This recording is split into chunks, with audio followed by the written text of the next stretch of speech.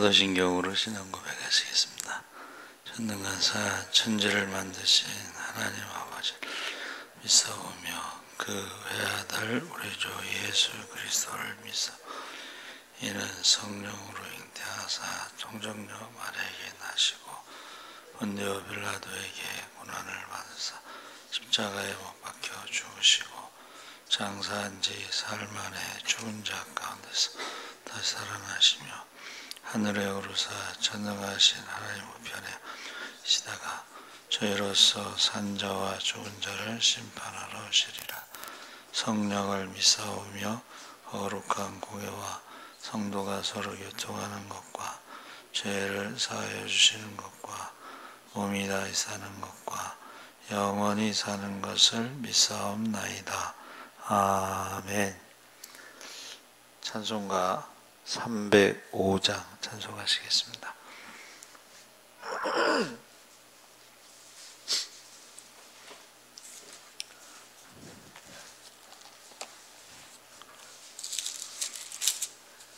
찬송가 305장 찬송하시겠습니다. 나 같은 죄인 살리신 주의 놀라워 잃었던 생명 찾았고 광명을 얻었네. 큰 죄악에서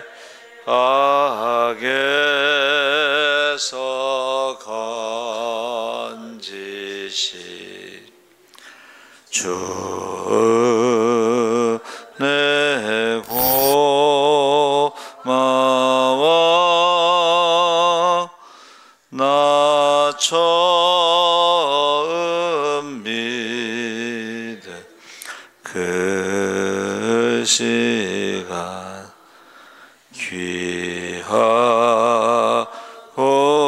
귀하나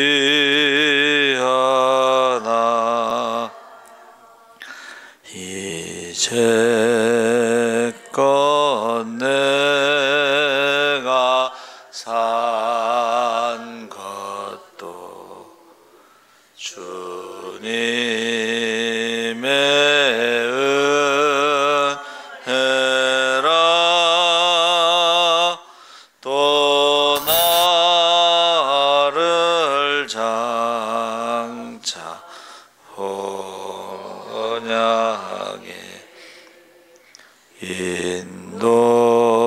인도해 주시리.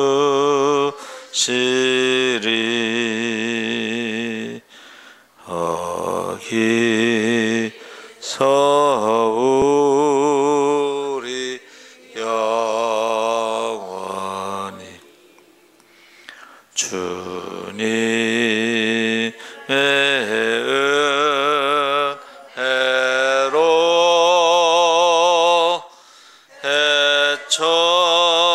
해처럼 밝게 살면서 주 찬양하리라.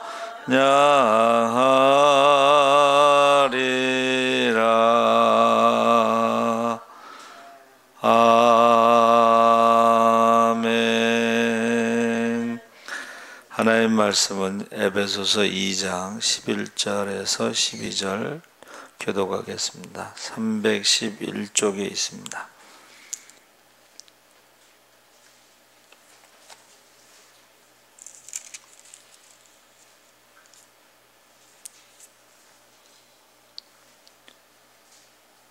에베소서 2장 11절 12절 교독하겠습니다. 그러므로 생각하라. 너희는 그때 육체로는 이방인이요 손으로 육체에 행한 할례를 받은 무리라 칭하는 자들로부터 할례를 받지 않은 무리라 칭함을 받는 자들이라.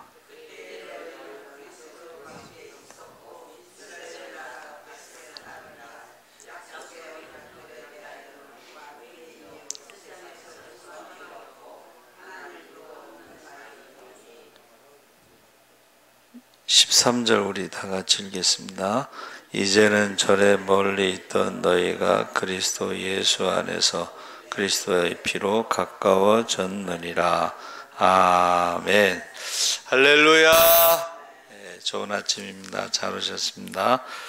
오늘 말씀의 제목이 그때라는 말을 사용하고 있습니다. 그래서 11절에도 그때가 나오고 12절에도 그때가 나오는데 그게 히브리어로나 헬라어로는 좀 다릅니다. 다른 단어를 사용하고 있습니다.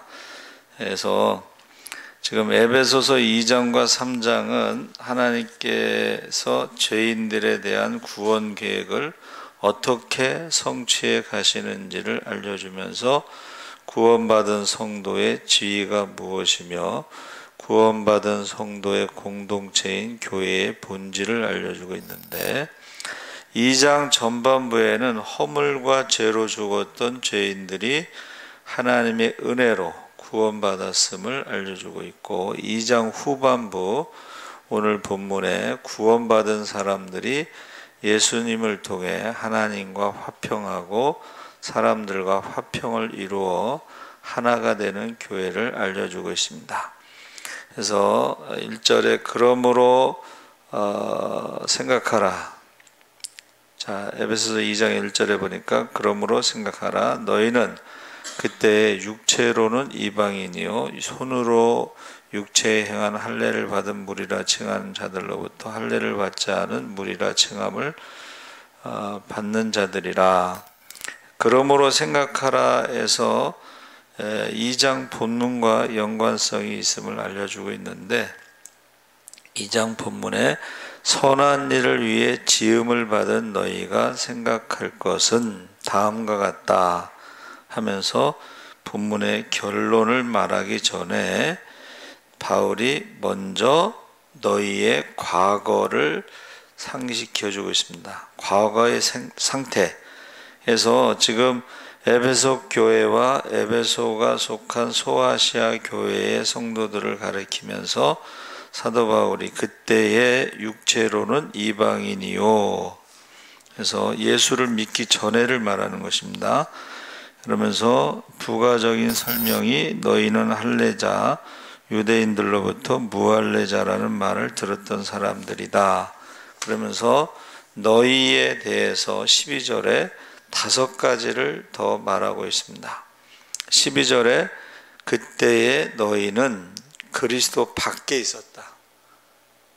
그때라는 건 이제 예수 믿기 전이니까 그리스도 밖에 있었고 이스라엘 나라 밖의 사람이 유대인이 아니고 이방인이고 약속의 언약들에 대해서는 외인이고 세상에 소망이 없고 하나님도 없는 자이더니 그래서 그때라는 것은 그리스도 밖에 예수님을 영접하기 전이므로 그리스도 밖에 있었고 둘째는 이스라엘 나라 밖은 이스라엘 사람들 유대인들에 의해서 철저히 배제된 사람으로 이방인이었다. 그래서 마태복음 15장에 가나안 여자가 예수님께 도움을 요청할 때 자신을 개라고 표현했는데 그 여자가 자기가 뭐라 그랬어요? 올소이다. 개들도 주인의 상에서 떨어지는 부스러기를 먹나이다. 이방인 스스로도 개라고 표현한 거죠. 그래서 이방인을 보는 그 인식이 개로 본 거죠. 개. 구원받지 못할. 율법을 모르면은 구원받지 못한다고 생각했기 때문에 그렇습니다. 셋째는 약속의 언약들에 대해서 외인이었다. 이 약속 아브라함과 그의 후손들에게 맺은 약속의 복을 받지 못하는 사람이었다. 넷째는 세상에 소망이 없었다. 구원의 은총을 받지 못했기 때문에 하나님 나라의 소망, 구원의 소망, 상급에 대한 소망이 없었고 다섯째는 하나님이 없는 자였다. 믿지 않는 자, 불경건한 사람이란 뜻입니다. 그래서 우리 역시 예수님을 믿기 전에는 이와 같이 그런 사람이라 이렇게 말한 거예요. 바울이 왜 과거에 너희가 이런 5종류의 사람이었다는 것을 말했는가? 이제는 아니라는 것을 말하기 위해서 그런 거예요. 예수 믿기 전과 후가 다르다는 것을 지금 말해주고 있는 것입니다. 그래서 세상의 방식대로 죄에 빠져 살았던 사람들을 가리키는데, 이런 상태에 있었던 사람들에게 하나님의 은혜가 임해서 예수 그리스도를 믿게 하시고 그 믿음으로 구원을 받게 하셨다. 그러면서 과거와는 완전히 다른 형태의 상태, 그것이 이제 13절에서 18절인데, 이제는 전에 멀리 있던 너희가 그리스도 예수 안에서 그리스도의 피로 가까워졌다. 그래서 이제라는 말과 12절에 그때라는 말이요, 같은 단어를 사용하고 있는데, 영어로는 13절에 그 단어를 now, 지금 여러분의 상태, 예수를 믿는 하나님의 자녀는 어떤 상태가 정상이냐 이 말이에요. 지금 우리의 믿음이 지금 정상이냐, 그 이야기를 하고 있으면서 두 개의 단어를 사용하고 있는데, 너희가, 이제는 전에 멀리 있던 너희가 그리스도 예수 안에서 그리스도의 피로 가까워졌다.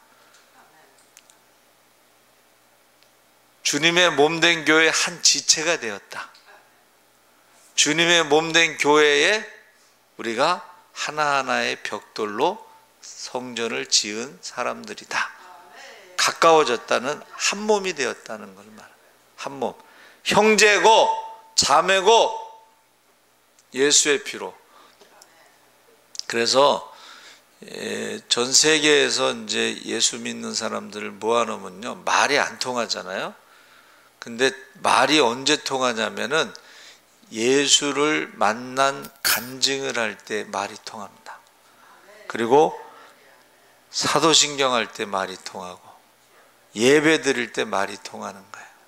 그래서 지금 어떤 상태냐, 멀리 있던 우리가 가까워졌다. 예수의 피로. 어떻게 가까워졌느냐? 바로 죄 문제를 해결해 주어서, 첫째는 죄의 담이 무너져서 하나님과 우리가 가까워졌다. 하나님의 자녀가 되었다. 두 번째는 사람과의 사람 그 사이에 담이 허물어져서 우리가 한 지체가 되고 가까워졌다. 이게 정상적인 신앙의 상태라는 거예요. 근데 교회 안에서 등 돌리고 서로 미워하고 다투고 그러면은 이게 병이 든 거예요. 여러분, 한 몸에서, 우리 몸을 공격하는 질병이 있어요. 그게 루푸스 병이라는 거예요. 그게 뭐냐면, 이 면역이 너무 강하기 때문에 우리 몸을 공격해. 그래서 심장을 공격하면요, 심장마비로 죽어요. 저녁에 같이 밥 먹고 들어갔는데 심장마비로 죽었다고 우리 친구가 전화가 왔어. 그 처제가 저녁에 저녁 먹고 텔레비전 보고 들어갔는데 루푸스 병으로 심장마비로 죽었다고 전화가 왔어. 어떻게 해야 되는지 모르겠다. 그래서 내가 교회를 다녔으면 목사님한테 연락을 해라. 교회를 다니지 않았으면 장례 거기다가 연락을 해라. 이제 거기 장례식에 이제 갔어요. 근데 교회가 커서 그런지 같은 날 그 친구 처제하고 남자 청년하고 2명이 장례식이 있었어요. 그래서 목사님이 어떻게 설교를 하시는가 이제 관심 있게 들어봤는데, 기생의 아들로 태어난 기생의 아들로 태어난 사람이 누구죠? 사사?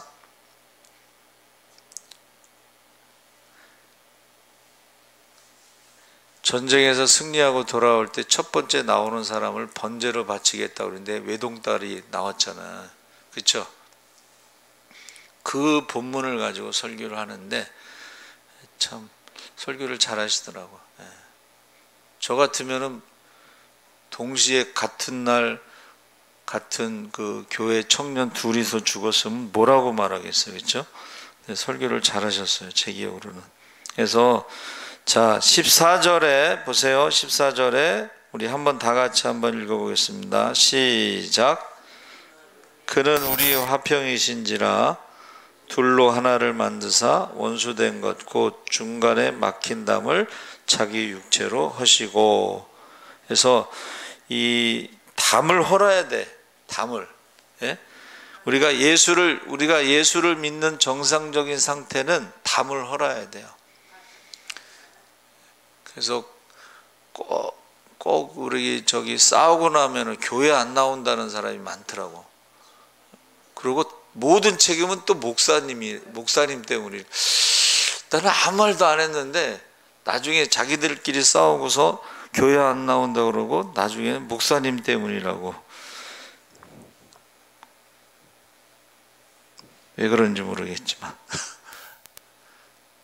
임직식 때 시험 들지 않게 기도해 달라고 그랬는데 원래 그 장로 투표를 하잖아요.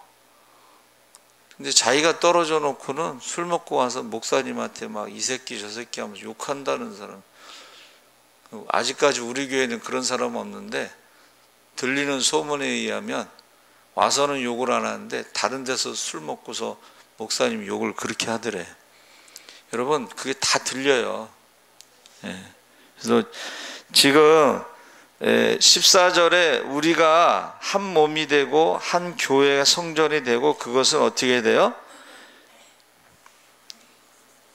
새신자가 들어왔을 때요. 그것을 받아들여서 그들이 우리의 성전을 짓는 벽돌이 돼야 되는데 들어올 때마다 내보내면 어떻게 되겠어요? 성전을 지을 수가 없잖아요.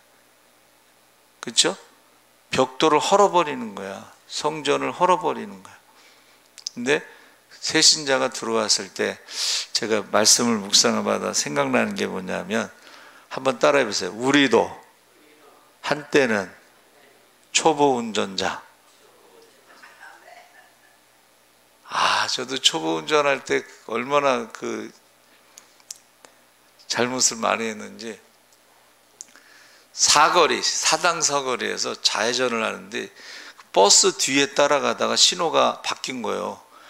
제가 사거리 중앙에 딱 차를 세우고 있었어요. 그러니까는 차들이 지나가면서 다 욕을 하더만.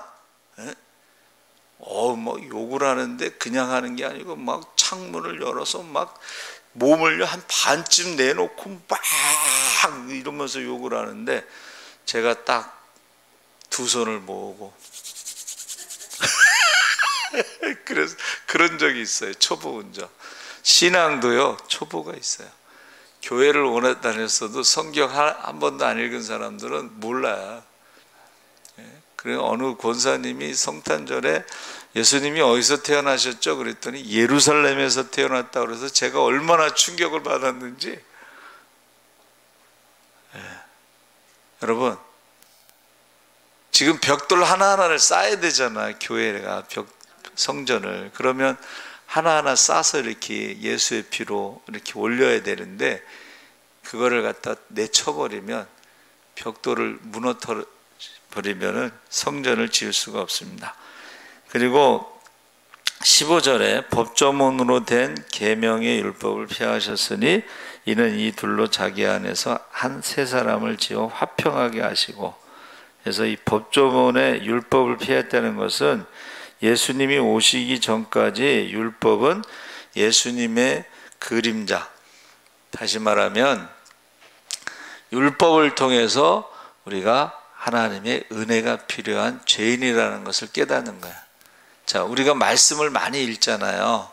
그러면 내가 죄인이구나. 우리가 아직 연약할 때에 우리가 아직 죄인 되었을 때, 우리가 아직 하나님과 원수 되었을 때 우리를 사랑하셨잖아요. 그렇죠? 그것을 말하는 거예요. 그래서 율법을 폐했다는 것은 율법의 효력이 상실하고 이제는 율법이 우리가 죄인이라는 것을 깨닫게 하면서 우리는 뭐예요? 하나님의 은혜를 사모하는 거예요. 그러니까 성경을 읽을수록 어떻게 해요? 내가 아직 죄인 되었을 때, 연약했을 때에 하나님의 은혜로 우리가 구원받은 것처럼, 새신자가 왔을 때 오래 다녔어도 성경을 모르는 사람들, 연약한 자들, 그런 사람들에 대해서 어떻게 해요? 나도 은혜로 구원받은 것처럼 저 사람도 은혜로 구원받는다. 할렐루야. 그러니까 지식으로 구원받는 거 아니에요. 우리가 성경을 막 읽으면서 지식으로 구원받는 것이 아니잖아요. 그죠? 성경 공부한다고 해서 지식으로 구원받는 거 아닙니다. 그래서 우리가 그 전에요, 우리나라에 1893년에 사무엘 포멧 무어라는 목사님, 우리나라 이름으로 모삼율 목사님인데 곤당골에 교회를 세워서 양반과 백정이 같이 예배를 드리도록 했다는 것입니다. 이게 주님 안에서 화평을 이루며 하나가 되는 것입니다. 한 몸이 되는 것입니다. 근데 그렇게 안 하는 교회도 있었대요. 어느 권사님이 조씨 권사님, 양반, 어떻게 예수 믿게 되셨냐고 여쭤봤더니 그 어머니가 기도를 그렇게 많이 하셨대. 딸 해서 아들 낳으려고 정성을 들이다가 또 딸 낳아가지고 정성 들이던 그것을 집어 던져버리고 교회를 갔대. 그래서 기도를 많이 하시는데, 어머니가 살아계실 때는 예수를 안 믿던 자녀들이 다 예수를 믿고 거기에 장로도 나오고 권사도 나오고 목사도 나오고 그런 간증을 하시더라고. 근데 왜 교회를 안 가셨냐 그랬더니 이 조씨 집안이 양반인데 쌍놈하고 같이 예배 드릴 수 없다. 그래서 안 갔다는 거예요. 이제 나중에는 이제 바뀌었지만, 자 16절에 십자가로 이 둘을 한 몸으로 하나님과 화목하게 하려 하심이라. 원수된 것을 십자가로 소멸하시고, 십자가로 어떻게 해요? 담을 헐어야 되는데, 보세요. 하나님과 우리의 관계는 수직적인 관계인데 그것도 역시 죄의 담을 헐기 위해서 십자가의 피가 필요한 거예요. 사람과 사람과의 관계는 수평적인 관계입니다. 그렇죠? 수평적인 관계도 역시 담을 헐기 위해서는 우리가 예수의 십자가가 필요한 거예요. 십자가의 보혈이 필요한 거예요. 근데 제가 이렇게 생각해 볼 때 이 십자가가 이렇게 옆으로 딱 수평적인 관계가 돼야 되는데 이렇게 된 사람, 수평적인 관계가 아니고 항상 자기가 위에 있고 다른 사람 밑에 있는 거야. 자꾸 가르치려고 그러고, 뭔가 자기가 가장 무서운 새가 뭐라고 그랬어요? 텃새가 그렇게 무섭대. 이렇게 돼 있으면 어떻게 되겠어요? 그래서 우리가 십자가로 우리가 수평적인 관계, 하나님과의 수직적인 관계, 그 십자가가 온전히 이루어지는 것이 우리의 현재의 상태여야 된다. 그러면서 18절에 이는 그로 말미암아 우리 둘이 한 성령 안에서 아버지께 나아감을 얻게 하려 하십니다. 성령이 하나잖아요. 아버지도 한 명이고 중보자도 한 명이고, 그러면 우리가 하나가 돼야 돼, 한 몸이 돼야 되는데, 화평해야 되는데 그렇지 않다는 거예요. 그러면서 그러므로 19절에 이제부터는 너희는 외인도 아니고 나그네도 아니고 성도들과 동일한 시민이고 하나님의 권속이라 해서, 교회 안에는요 빈부귀천 지휘고하를 막론하고 바울이 건축에 대해서 예를 들었는데, 하나님 보시기엔 똑같다는 거야. 할렐루야. 하나님 보시기에는 똑같다. 어떻게 해요? 하나님 보시기에 그때는 죄인이었고 지금은 죄를 용서받고 하나님의 자녀가 됐다 하는 것입니다. 그래서 그의 안에서 건물마다 서로 연결하여 주 안에서 성전이 되어가고, 그래서 새로운 사람들을요 받아들여서 벽돌을 계속 쌓아가야 성전이 될 수가 있다는 것입니다. 양적인 성장뿐만이 아니라 질적인 성숙도 필요하죠. 성숙이 뭐라 그랬어요? 성숙이 어른이 되는 거예요. 어른이 뭐야? 아이들을 받아들이는 게 어른입니다. 그래서 이 그때라고 하는 11절의 말씀이 12절에 그때와 다르다고 그랬죠. 11절에는 한때를 의미하는 거예요. 한때. 12절은 순간을 의미하는 어떤 순간. 그리고 14절에는 이제는도 역시 한 순간인데 영어로 now라고 그랬죠. 이게 뭐예요? 과거에는 그랬을지라도, 우리가 과거에는 그랬을지라도, 과거에는 유대인이냐 이방인이냐 선민이냐 아니냐 믿음이 있느냐 없느냐 이런 걸 따질지라도 이제는 그렇게 하지 말라는 거예요. 이제는.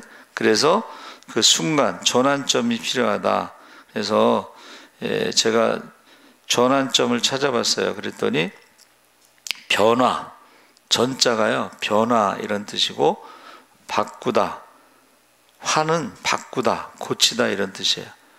그리고 그래서 점은 뭐예요? 점? 전환점. 점은 마침표를 딱 찍는 거예요. 그때는 우리가 따지고 이것을 구분하고 믿음이 좋으니 나쁘니 기도를 하니 안 하니 이런 걸 따졌잖아요.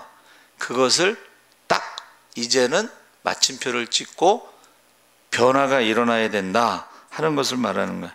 그래서 히브리어는 에트라고 했는데 이것은 어떤 기회. 여러분, 구원받을 때, 은혜 받을 때, 우리가 변화가 일어날 때 자꾸 구분하지 말고 유대인이냐 이방인이냐 뭐 이런 거 구분하지 말고, 믿음이 좋으냐 나쁘냐 이런 거 구분하지 말고 어떻게 하라는 거예요? 예수 안에서 우리는 한 몸이고 화평을 이루고 성전을 지어가고. 할렐루야. 그래서 에트라고 하는 것은 그 기회, 적절한 때, 정해진 시간에서 성숙을 의미하는 것입니다. 그래서 우리가 예수를 만나게 될 기회가 있어요. 그렇죠? 우리가 어떻게 해서 예수를 만나게 됐을까? 그리고 우리가 예수를 만나고 나서 달라지는 게 뭘까? 과거와 현재가 이렇게 전후가 달라지는 것을 우리가 경험할 수가 있습니다. 그래서 저 같은 경우는 너무 힘들어가지고 이제 하나님 앞에 생명을 거두어 달라고 기도를 할 때에 내 목숨을 나를 달라. 그때부터 주님 뜻대로 살기로 했네. 그 찬송만 불렀어요. 그 복음송. 주님 뜻대로 살기로 했네. 이 세상 사람 날 몰라줘도 세상 등지고 십자가 보내. 그때부터. 근데 이제 성령 받은 것은 고등학교 때 수련회 때 방언 받으면서 이제 성령 받은 체험이 있는데 그 때가 있어요. 그렇죠? 때가 있고 그 전후가 달라지는 걸 알 수가 있어요. 교육 전도사 때는 귀신 들린 교사를 위해서 5일 동안 금식 기도하면서 그 쫓아냈던 경험이 있어요. 그때부터 가는 교회마다 귀신 들린 사람이 있어가지고 원하지 않았지만 귀신 들린 사람들을 위해서 기도하고 이제 금식하고 뭐 그랬던 것이 있습니다. 그리고 신학교 2학년 때부터 전도사를 했는데 자라난 교회에서 가는 교회마다 부흥시켰어요. 제가 맡은 기간. 교회학교를 맡으면 교회학교를 부흥시키고, 학생회를 맡으면 학생회를 부흥시키고, 청년회를 맡으면 청년회를 부흥시키고, 그때가 21, 22살 때인데도 자기가 맡은 기관에 대해서 부흥을 시켜야 된다는 게 있었어요. 어떻게 부흥시켰을 것 같아요? 21, 22살에 신학교 2학년에 뭐를 알겠어? 예? 기도를 했어요. 기도. 하나님, 이 본당을 아이들로 채워주세요. 신기한 방법으로 하나님이 채우셔. 기도. 이 본당을 채워주세요라는 기도를 할 때마다 신기한 방법으로. 교회 학교가 너무 사람이 없어서 제가 기도를 했더니 어느 날 주일날 그 삼각교회인데 어느 선생님들이요 아이들을 데리고 교회를 왔어요. 아이들을 수십 명을 데리고 교회를 왔어. 우리 교회가 그때 한 20명 뭐 정도 드리는 아이들이 있는데 20명도 더 데리고 왔어. 그래서 물어봤더니 그 교회가 부흥이 돼서 교회를 이전하는데 멀리 이전하니까 아이들을 데리고 갈 수 없어서 인수인계 주려고 데리고 왔다는 거야. 저는요 본당을 채워주세요 그 기도를 할 때요 신기한 방법으로 본당을 채우셔요. 학생회도 그렇고 청년회도 그렇고 여기 와서도 마찬가지예요. 본당을 채워주세요. 여러분 기도를 하시기 바랍니다. 기도를 하셔야지 우리 힘으로 뭐 가르쳐서 되는 것도 아니고 지식으로 되는 것도 아니고 기도를 하셔요. 기도를 하는 게 가장 빠릅니다. 기도를 하는 게 가장 분명한 확실합니다. 할렐루야. 살아계신 하나님 아버지 감사합니다. 그때는 한때는 우리도 사람을 나누고 따지고 그것을 지적하고 가르치려고 했지만 이제는 우리는 주님 안에서 하나가 되고 성령으로 하나가 되고 하나님과 하나가 되는 화평을 이루고 담이 무너져서 한 몸을 이루는 그러한 성숙한 성도로 바뀌었다는 것을 바울이 지금 말해주고 있습니다. 과거에 옛날에 한때는 그랬을지라도 지금은 우리가 예수의 피로 십자가로 하나님의 은혜로 성령으로 하나가 되게 하여 주시옵소서.